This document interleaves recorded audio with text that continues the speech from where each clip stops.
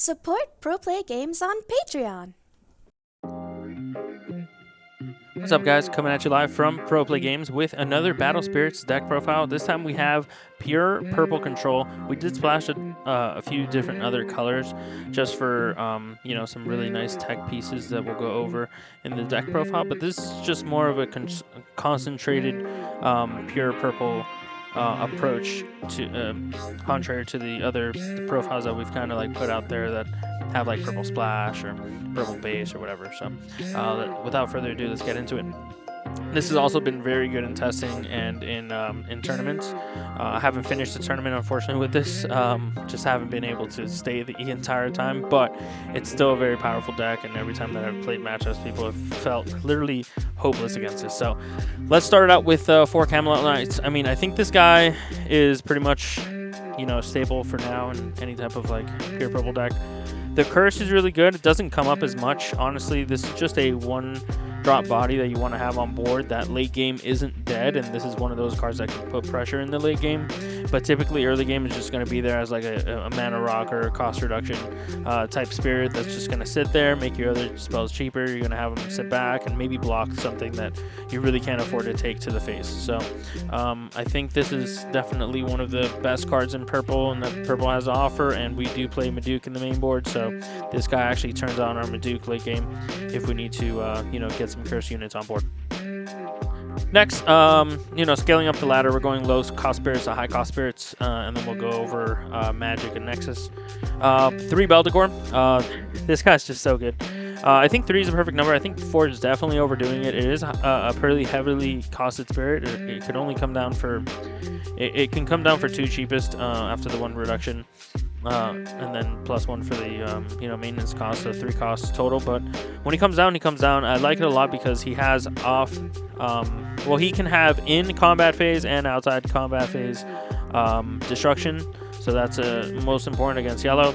So you can bypass their Friezatals and Blessed Cathedrals and stuff like that. But yeah, he's also just excellent in combat as well too. When you pair him up with any of our 4 cost or 5 cost spirits when they die. I think 3's fine because honestly, you're never really summoning more than 1 from the discard pile. So I think 1 is definitely, or 3 is definitely good because that means you'll guarantee at least see 1, and you don't want them to clog in hand. Like I said, it's not the cheapest spirit in the world to play, and there's a lot of times that they play around him by not, having a target for him to kill. Next, we did play the 3 Dragonaga Assassins. This is one that I cut down from 4. I just wanted to make space for some of the tech pieces. I think the card is great, but honestly, I just don't like attacking early with a lot of my control decks because it does allow aggro to just run you over a little bit faster. So that's the reason why I don't want to be necessarily seeing him early and then being forced to attack with him, because honestly, you should be, if you're going to attack with anything in this deck, is this guy. Because the draw is just so powerful. He also has Curse, so he turns on our Maduke late game, so this guy's just great. It's just same thing. He's like one of those expensive spirits, quote unquote, for 3 cost. Coming down on there. Then we played 4 Aglavale. This guy I like a lot because he gets his value by not swinging. He kind of just sits there and just like provides a roadblock to the opponent. And then if they do choose to swing into him, you're just cycling him away. So he kind of like eats an attack, saves you a life, it draws you a card. So he kind of does everything that you want him to do. He does kind of like, rely on the Soul Core, but he's also late game a curse unit that we can use to combo with Maduke for the game. But he's actually, on the contrary, which is why he's 4, is because he's a 3 costed spirit with 2 reductions. So you can actually come down for 1, which is way better when you look at cards like Beldegor and Dragonaga as far as the efficiency goes, and being able to cast it for as little cards as possible. Because typically in purple you want to be casting multiple cards in a turn, so the cheaper they are, the better they are. 4 Cavalier. I mean, I think you need to play 4. I think this is I think if you're playing Beldegor and Lantern, I think this automatically becomes a 4 of, because it's just so good with the Beldegor. Triggers the Immortal. It's a draw spell. It cycles through the deck, and it's got pretty great stat lines, like 1 for 3, 2 for 4, are just like really, really good, especially the 2 for 4. And there's even times where I just don't have anything but a Cavalier to play, and I want to sit on like a, you know, like a Magic or something like that to be able to trigger on my opponent's turn. There's sometimes I'll just put the 6 cores on him. I'll be like, well, this is the 6K if you want to do combat, and if you try to do something fancy or slick, I'll be able to use my Magic from him, and he'll still be pretty beefy anyways. So yeah, 4 Cavalier. I think that's like I said, a staple with all that. Then we play for the 4 drops, Earth Spider Demon. The 4 drop spot, like I said, is pretty highly contested, unfortunately, just because of the you know, the Cavalier, and you know, a lot of them cost a lot in purple. So yeah, the Earth Spider Demon's really good. I like it a lot as a 2-up. I think 2-up is perfect. A lot of times your opponent's playing around the 1 core thing. It's really hard to catch them with their pants down, essentially, with 1 core. So it does become dead sometimes, but there's a lot of ways to manually or like force your opponent to have 1 core. For example, doing a Mordred, or doing a Baculus, or doing a Pentacles, or doing a Cursed Dragon attack, or you know, things like that. So it's not impossible, but this guy does get in there, you know, and is super clutch. And when your opponent decides to play loose and not respect you, you punish him with the Earth Spider Demon.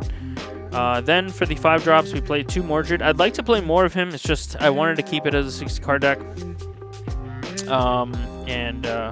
Yeah, it's just he is expensive, and there was a game that I lost because I was just 1 core short from being able to summon him and be a level 3, because that whole thing takes about what is that, 6 mana? So that's kind of expensive, right? 3 to cast him on full reduction, 3 for the level 2, which you need for the attack to be able to essentially rip 3.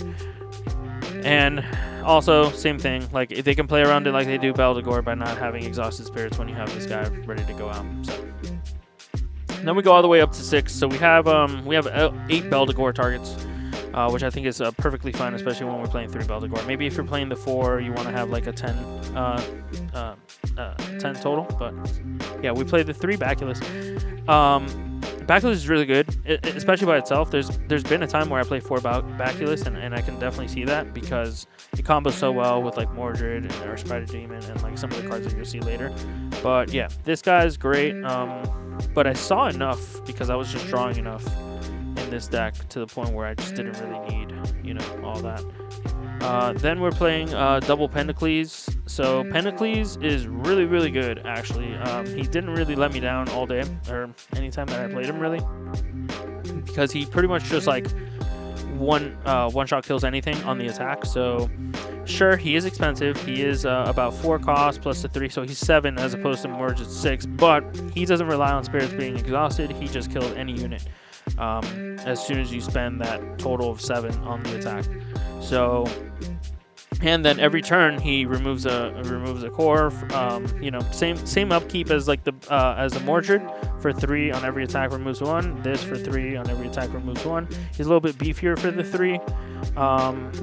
Yeah, he's just good. I like him as a 2-of, and that's part of the reason why I didn't play more Mordreds too, because I was playing like his big brother in the same breath, and it was working really well because it gave me a different type of removal, not always relying on the exhausted spirits to remove them with the core removal. Then we play 3 Cursed Dragon. I think this is a perfect number also. Surprisingly, you get this guy down sometimes, and you just don't even have to combo him with the Beldegor because they get greedy and they leave with, you know, they leave a couple spirits with 1 cost, and then boom. So yeah, that's that. Then we have 2 Grand Underworld Trio Queen Maduke. This card's really, really good in some matchups and really, really bad in other matchups. So this is definitely one of those cards that I sided out. A lot of the times I do have, you know, another boss in the sideboard that you'll see that I usually, you know, swap in and swap out with. But this card's really good because you do have a lot of cursed units. You have these 4, these 3, you know, the Dragonagas, the Aglavales. Yeah, so it's pretty good when comboed with any of those cards. And it by itself sometimes can steal games because it has, if you come from Dragon Ball, it has crit. So anytime like it itself deals damage to your opponent, instead of that core going to their reserve, it's going to go to the void.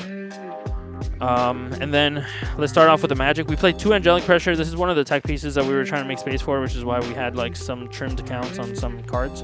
But yeah, Angelic Pressure is just really, really good, and I've seen it been really, really good in almost every matchup. There wasn't really a matchup that I've decided this out on, and I pretty much played the color wheel. Just so good, so good.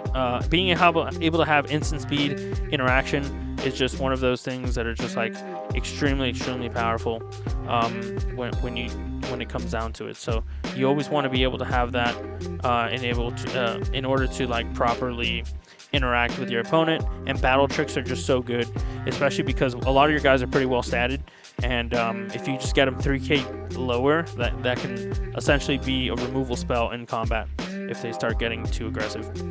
Then 3 deadly balance. I think 3 is a perfect number. Like 3, I saw it when I needed it. It's really good with the Beldegor interaction in the middle of combat, self-triggering your dude. Also offensively, you attack with your 4-drop, then you attack with like whatever, then you play Deadly Balance to sack your 4-drop and one of your opponent's whatever, and then you bring out Beldegor in that same interaction, so it can be used as an extender. The card is just great for one core. Then we play 4 Ice Shields, of course. No real explanation on that. That card's just great. Then we play double Core Theft. Core Theft is honestly one of the best cards. Thing to note that this moves the cores into their trash, not their reserve. So if they have just enough mana for an Ice Shield, you can Core Theft them and then kill them, because they were relying on the cores on their dude to cast the said Ice Shield. Then we played double Burning Force. We had the 3rd one in the sideboard. This came in really clutch, especially against purple. Especially against yellow, where you need to remove their nexuses. Then we played, for the Nexus, we only played 6. 2 Purple Smoke Valley. I took only 2 because I preferred 4 Netherworld Depths. I think Netherworld Depths is more of the card that you want to see in most matchups. It's just a little bit more powerful.